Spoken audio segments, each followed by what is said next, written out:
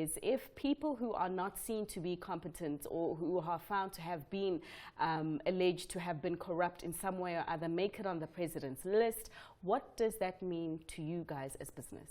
Well, I think that would be concerned naturally because you have a structure and we have very, very difficult, I would think, challenges at this point in time as South Africa. The economy is not growing. We've got a problem with jobs. We've got a problem with the investment climate, and in particular the ratings agencies. We have a serious problem with our Global Competitiveness Index report in respect of how we're actually viewed. And issues as they relate to the competence, the track record, the performance, the credibility and integrity of those who happen to be in leadership positions becomes a very critical measurement tool. So to that particular extent, it would be a very negative, and not for me to be speaking on account of specific names, but the general feeling would be that the president has a responsibility to steer the ship with the right people who have the right credentials, and not only in terms of their values and whatever allegations they may have faced in the media, but in terms of the level of skill and competence that those people actually have. Would it be surprising, though, given that there is, business is aware that the ANC is divided into two major fractions? You still have the Zuma faction and you still have the Ramaphosa faction. And you know that, I mean, with politics, it's not my way or the highway. Unfortunately, we're not in the US. There are nuances and sensitivities that Ramaphosa has to navigate, which he has been navigating, you know, by allowing individuals seen to have been corrupt or to have been incompetent to still be on board. So knowing that he doesn't have full power, can business really be surprised if certain individuals make it on the list that you believe shouldn't? I think that we would be surprised, because I think first and foremost he is a very elected president, and I think that we'd like to assume that he was elected in a proper democratic vote within his own political party.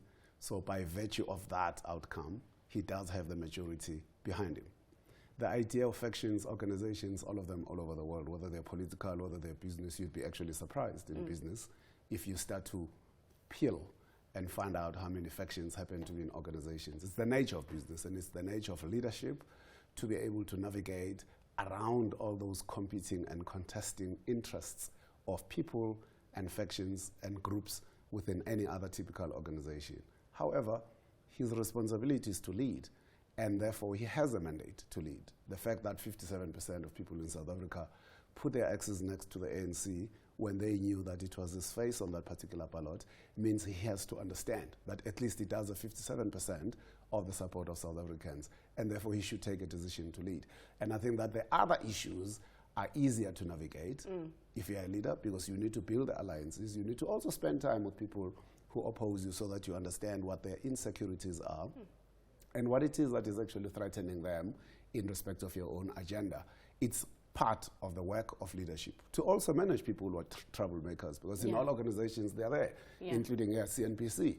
There are people who whisper in the little corridors, there are people who say this about the other person, there are people who carry gossip. So it is your responsibility as a leader to be able to understand that in all organizations there are supporters, there are people who oppose you, there are people who are going to be your partners, there are people who are troublemakers, there are people who are even senior to you, not so much in terms of your individual authority, but in terms of the power that they carry in that particular organization.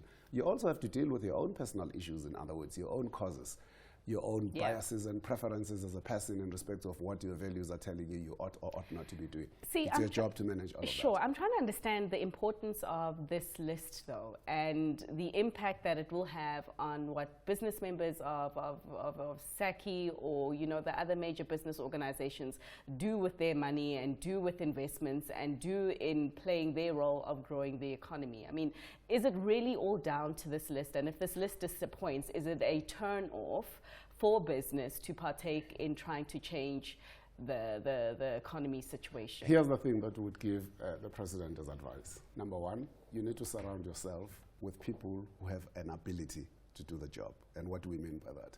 People who are qualified from a point of education, people who are skilled, people who've got experience, and people who've got a performance track record. That's very important. The second part for us would be, what is the level of attitude, behavior, and habitual issues that accompany that particular person's normal repertoire in respect of how they behave and how they conduct themselves. And thirdly, it's the idea of values. You can't discount the issue of values. The idea that we can have people who display integrity and they have that level of credibility and respect in respect to the role that they're actually going to play is very, very, very critical. So the president cannot make the mistake of bringing people who do not fulfill those particular requirements, because he would actually be damaging the very same investor confidence that he himself is actually trying to build. Okay, so in the event that the president takes on board your 3 points but only meets them 50%, or maybe let's be kind to him and say 60%, and then you do have 40% of those individuals that don't have those traits that you're talking about, individuals like the ones that I mentioned at the top of the discussion who, you know, we know have found to be wanting in their performance. What then?